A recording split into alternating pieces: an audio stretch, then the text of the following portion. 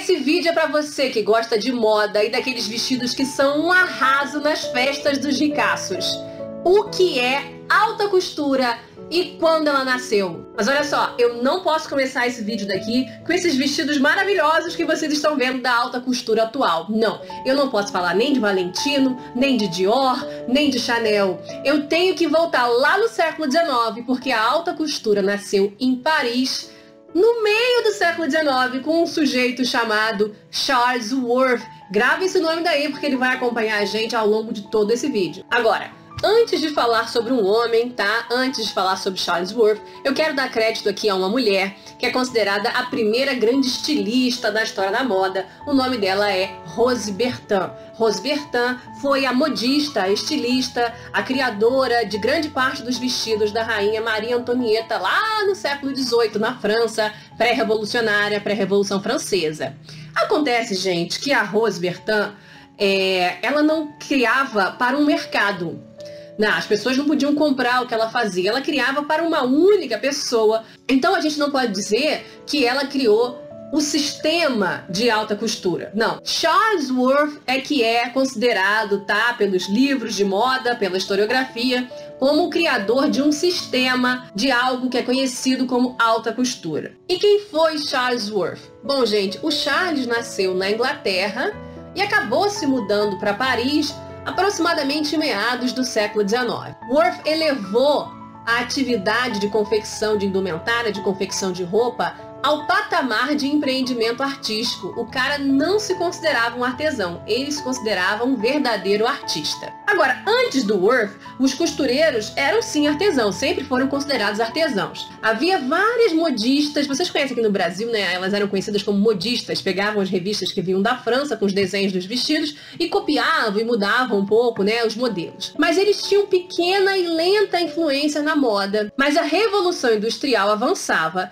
e a produção de novos tecidos e novos utensílios para costura crescia em velocidade mais rápida. E o Charles Worth vai fazer uso disso. O Worth, gente, antes de ir para Paris, ele já trabalhava como comerciante de tecidos na Inglaterra. Na década de 1840, ele foi para Paris trabalhar numa maison. Uma maison é uma casa, tá? Uma casa de venda de tecidos e de produção de vestidos, chamada Maison Gagelin Opiguet, olha o nome, tá? Eu vou escrever aqui, Gagelin Opiguet. E ele fazia o que? Ele vendia seda de alta qualidade dessa maison lá em Paris. E foi ali que ele conheceu, gente, a Marie-Augustine Vernet, que ela também era uma vendedora, e eles se casaram, tá? E essa Marie-Augustine vai ser a parça dele aí nessa indústria que ele criou da alta costura. Preste atenção nessa Marie. Quando um vestido de corte que ele fez, o que é um vestido de corte? Gente, um vestido de corte é o seguinte, é um vestido que não é todo mundo que pode usar. Um vestido de corte é algo criado para a realeza, quando eles têm algum evento de gala, tá? Em algum castelo, algum palácio, algum evento noturno de gala, para ir. Isso é um vestido de corte. Normalmente, um vestido de corte, ele tem uma capa. Além do vestido, ele costuma ter uma capa.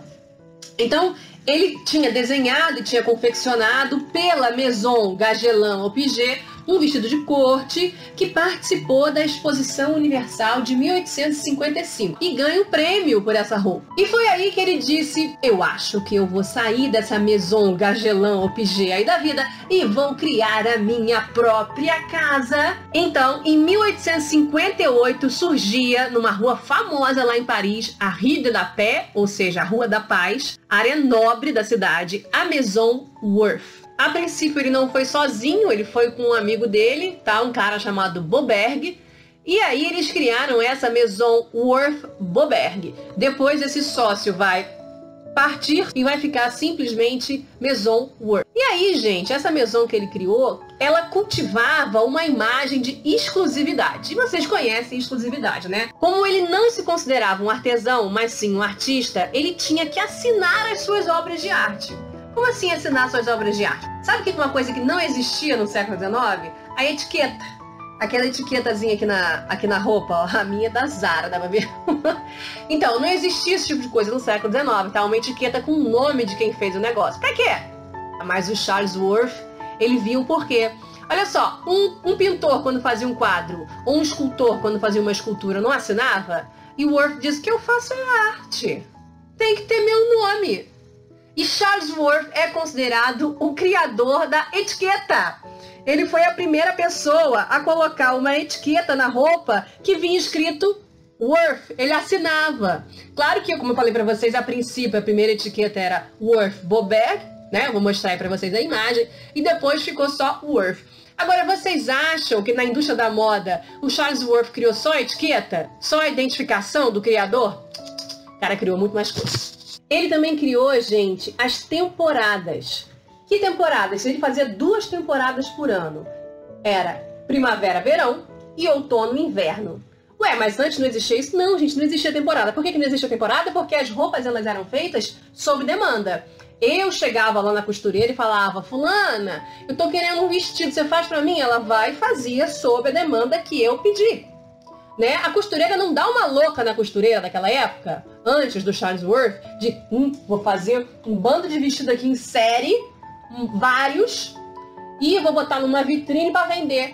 Você acha que vai vender? Você tem certeza que vai vender? Mas aí o Charles Worth, ele criou as temporadas e ele fazia roupas que ninguém tinha pedido. É ele que fazia, tá? Só que num padrão de alta costura, que eu vou explicar pra vocês qual é. E ainda por cima, essas roupas, elas dialogavam entre si. Como assim dialogavam entre si? Porque é uma coleção. Outra coisa, gente, que é acreditada a ele, é a criação da profissão de modelo e manequim. Como assim? É o seguinte, ele costumava chamar as pessoas da alta sociedade parisiense para ir na loja dele e sentarem, se tomarem um chá, comerem alguma coisa, conversarem, porque a esposa dele, aquela Marie Augustine Vernet que eu falei para vocês, ela exibia as roupas do corpo dela, ela ficava circulando entre as mulheres com aquelas roupas, ou seja, ela estava modelando, né? Ela estava fazendo um serviço de modelo e manequim. Agora, gente, grande parte do sucesso do Charles Worth se deve a uma associação que deu muito certo. É a ligação dele com a imperatriz Eugénie. É a Eugênia de Montijo. Quem é Eugênia de Montijo? Ou Montijo, né? Porque se escreve com J. Ela foi, gente, a esposa de Napoleão III, imperatriz da França, na época do Segundo Império. O Segundo Império francês, ele durou de 1852 até 1870, quando aconteceu a Guerra Franco-Prussiana, e aí a monarquia na França acabou de novo, né? Ela existia antes da Revolução Francesa, depois da Revolução Francesa, tá? E depois ela voltou, e aí em 1870 ela caiu de novo, e desde 1870, 71, que a França é uma república, né? A monarquia nunca mais voltou depois disso. Mas, gente, o que é que caracteriza esse Segundo Império, tá? E a vida da Eugênia? É o seguinte, eu tenho esse livro daqui que eu já tinha até falado pra vocês, tá? A Cronologia da Moda. E eu vou ler aqui um trecho que fala justamente sobre o sistema de alta costura e da Eugênia do Segundo Império. O espírito da época era o materialismo. Ter coisa e mostrar que você tem, tá bom? E o novo soberano, seguindo o exemplo do tio Napoleão I, ou seja, Napoleão III era sobrinho daquele Napoleão que vocês já conhecem, ele procurou apresentar Paris como uma cidade grandiosa, condizente com um império. Uma das máximas dessa forma de implementação do poder era a exibição da riqueza.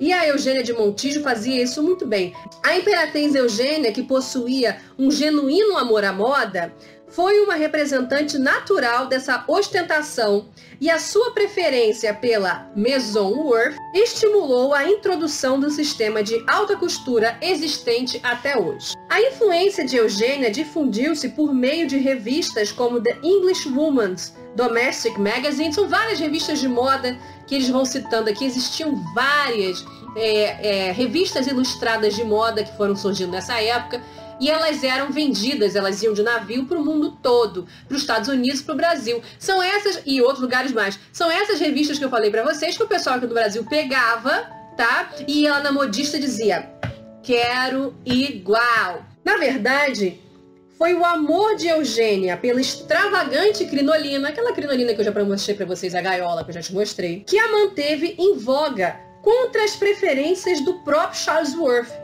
Mas ele não podia se dar ao luxo de perder uma cliente tão valiosa.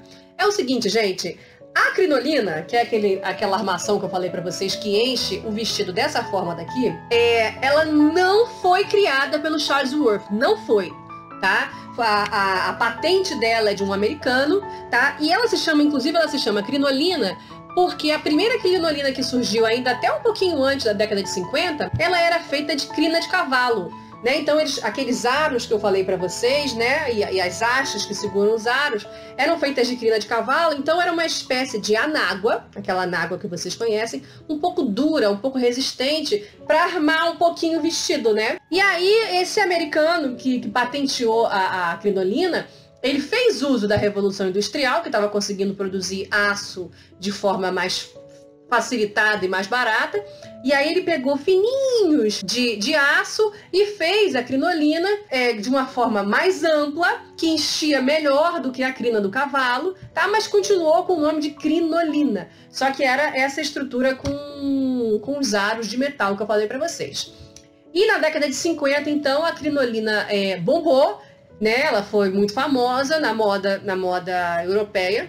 Isso influenciou a moda dos Estados Unidos e a moda do Brasil também. A Eugênia adorava crinolina, amava, mulher enorme, vestido, curtia. Uma outra coisa que é interessante sobre Eugênia, dessa ligação, dessa simbiose maravilhosa entre Eugênia e Charles Worth é o seguinte: a Eugênia, ela adorava a história francesa, a história da realeza francesa, né? Ela adorava a história da Maria Antonieta, né? E adorava a moda do século XVIII.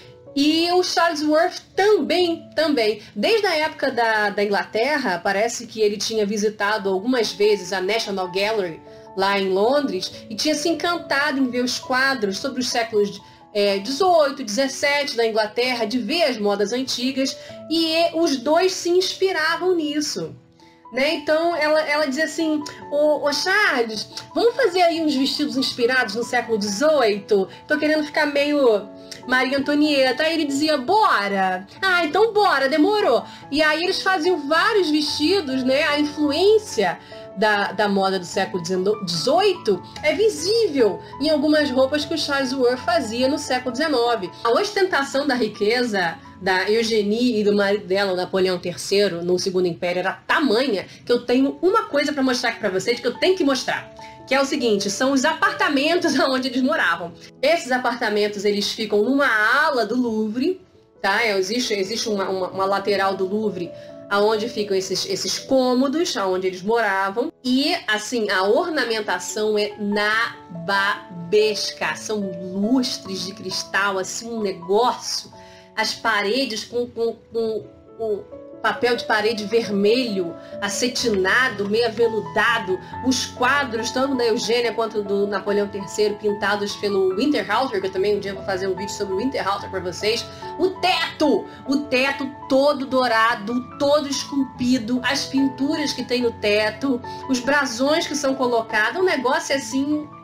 Olha, eu lembro que uma das vezes que eu fui lá, tinha uma americana do meu lado que ela ficou boca aberta, ela disse: gente, pra que isso? Realmente, às vezes a ostentação de riqueza é tão absurda que você olha e fala: que isso, cara? O povo tava doido. Agora, e Eufrásia, hein, gente? Vocês viram aí no título do vídeo que nós vamos falar sobre Eufrásia Teixeira Leite. É o seguinte: um reduzido número de pessoas compravam essas roupas do Charles Worth, né? Porque como era alta costura, o preço era muito caro. Quem é que comprava? Olha, gente, a realeza da Europa como um todo comprava, né? Não só reis, rainhas, príncipes e princesas, mas vários barões, vários duques, vários marqueses e também muitos americanos, tá? Muitas americanas compravam, gente que não tem nenhum título de nobreza, mas que tem poços de petróleo, né? Que é dono de ferrovia, né? Eu às vezes prefiro ser dona de um poço de petróleo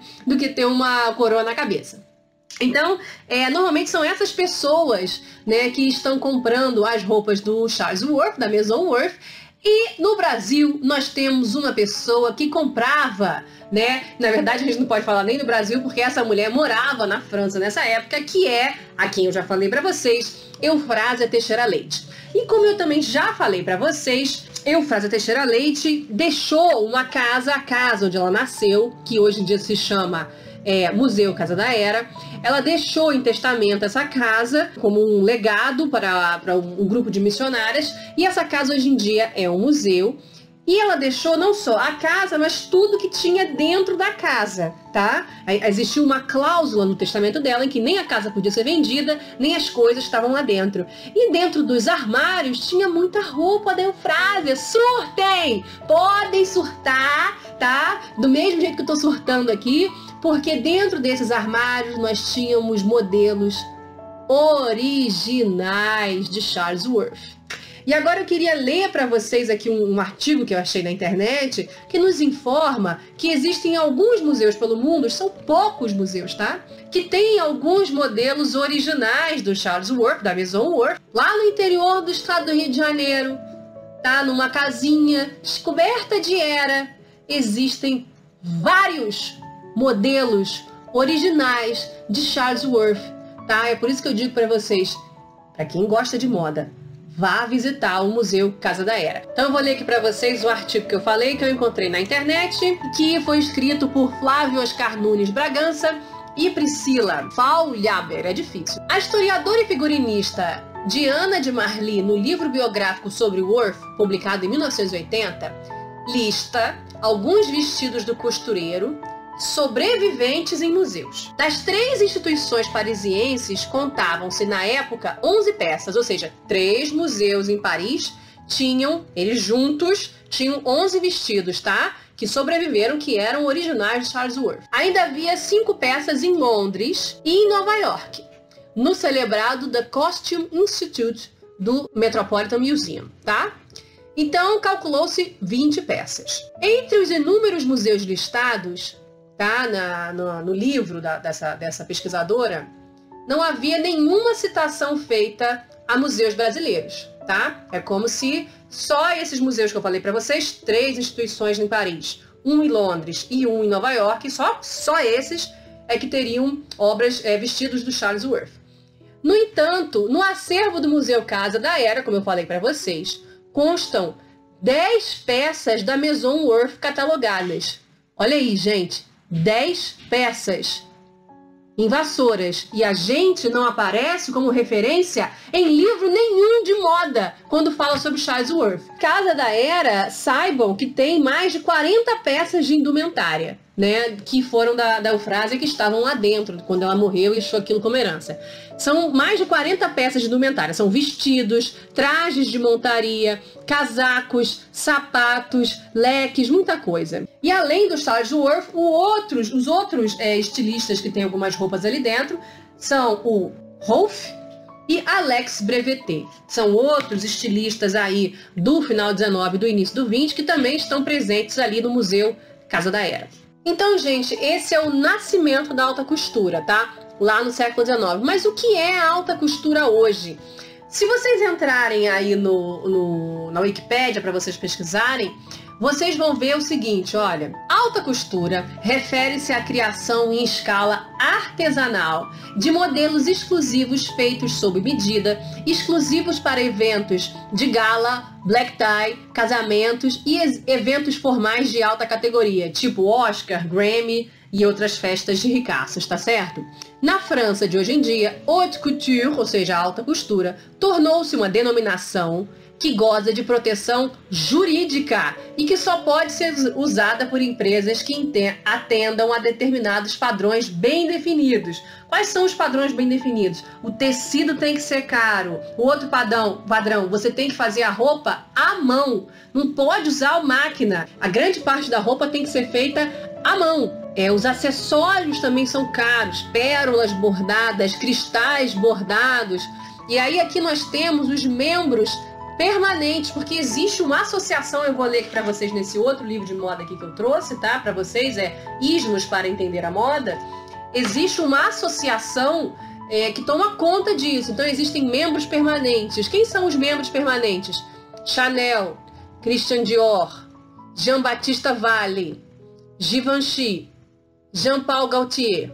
Todas essas lojas, tá? Yves Saint Laurent. Todas essas lojas carésimas que vocês conhecem, elas são os membros permanentes da alta costura. Existem alguns membros correspondentes, tá? Que por vezes entram ou saem dessa denominação jurídica de alta costura.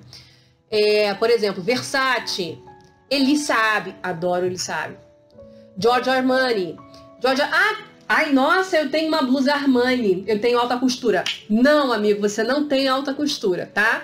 Porque a linha do Giorgio Armani, que é considerada alta costura, é Armani Privé. Tá? Se você tem qualquer outra linha de Armani aí, tem Armani Express, vocês lembram dessa, né? Que é um AX. Se você tem qualquer coisa de Armani Express, você tem prêt-à-porter. O que é prêt-à-porter? Prêt-à-porter é o pronto para levar. Então, as maisons, as casas de moda, essas daqui, né, que são ricas, né, gente? Elas costumam ter duas vertentes. Ela tem uma vertente prêt-à-porter, ou seja, pronta para você levar embora, que é a roupa feita à máquina, feita em grande escala, né, mais simples. As linhas de alta costura, por exemplo, no caso da Armani, que é o Armani Privé, não é assim que a coisa funciona, né? Pegam as medidas, vou fazer uma roupa para Lady Gaga. Aí você pega as medidas dela e faz, ou então, às vezes, tem uma linha, né, uma coleção que você já fez de antemão. Aqui existem alguns membros convidados aqui que a Wikipédia está mostrando, por exemplo, Balenciaga e outros mais que eu não conheço, porque meu conhecimento não é muito bom. Agora eu vou ler para vocês aqui esse trecho aqui do livro, que fala o seguinte, ó, sobre o legado de Charles Worth para essa alta costura de hoje em dia que eu acabei de citar para vocês. O legado de Worth para a atual indústria da alta costura é grande. Em 1868, ou seja, 10 anos depois que ele fundou a casa dele, a Maison Worth, ele fundou uma associação de casas de costura, ou seja, ele se associou com outros costureiros de gente rica. A Associação de Casas de Costura, dedicada a regulamentar e proteger o trabalho dos costureiros parisienses. A iniciativa foi consolidada por seu filho Gaston e evoluiu para tornar-se a La Chambre Syndicale de la Couture Parisienne, ou seja, a Câmara Sindical da Costura Parisiense, ou, como eu também já vi na internet, a Câmara Sindical da Costura Francesa, que até hoje comanda a indústria da alta costura na capital francesa, que continua, olha que interessante, que continua geograficamente concentrada em torno da Rue de la Paix, a Rua da Paz, que eu falei para vocês, endereço original do ateliê de Worth. Quando você vai a Paris, aqui tem outros vestidos, esses vestidos aqui do Charles Worth são famosos. Um dia eu trago para vocês um pessoal que faz cópia deles. Então, quando você vai a Paris, é em torno desse bairro e dessa rua que você encontra o quê? Armani Privé, Dior, Jean Paul Gaultier, Yves Saint Laurent e essas coisas todas, tá? Se você pegar os vestidos da Eufrada que estão lá na Casa da Era, que são do Charles Worth, você vai ver lá a etiqueta com o nome de Worth. Vou mostrar aqui algumas fotos para vocês, tá? A gente tem, por exemplo, um traje de montaria. O que é um traje de montaria? Isso é outro vídeo que eu vou ter que fazer para vocês, explicando que a elite do século XIX, a elite, né? A elite do século XIX, ela tinha diversas roupas para se usar ao longo de um único dia. Havia um traje de montaria para subir no cavalo. E os trajes de montaria são muito típicos. Um dia eu mostro para vocês aí quais são, né?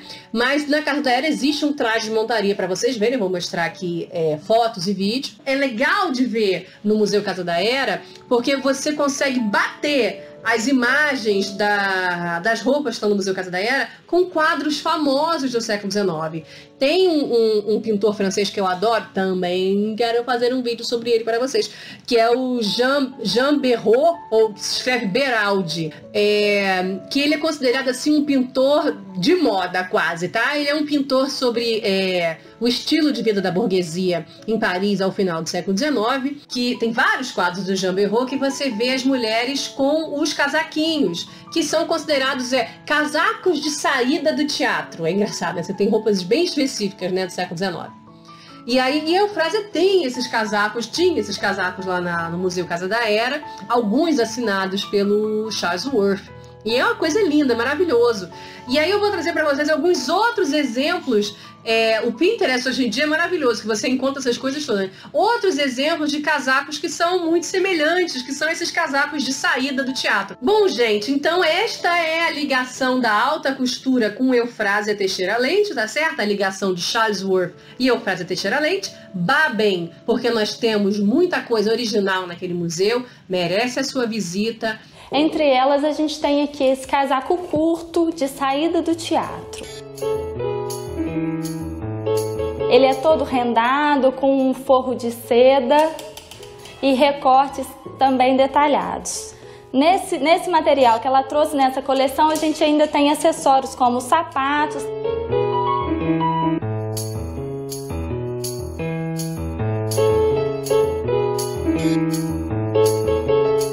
A grande estrela desse cômodo está aqui, esse traje de montaria, feito pelo estilista inglês Charles Worth em 1890. Ele é composto por uma saia e um casaco longo. Esse estilista, ele era considerado pai da alta costura e era o preferido da Imperatriz Eugênia, esposa do Napoleão III.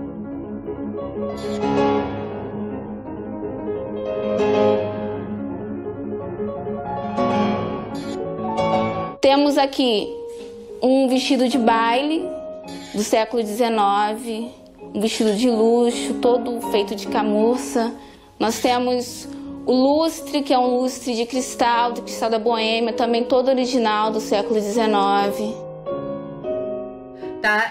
Merece que Eufrásia seja citada nos livros sobre moda, tá? Porque a gente vê muito, quando falam de Charles Worth, a gente vê a citação Eugênia de Montijo ou outras pessoas de famílias reais ao longo da Europa. Cita Eufrásia, gente. Comecem a citar Eufrásia. Beijos para vocês, eu espero que vocês tenham gostado desse vídeo. Tchau!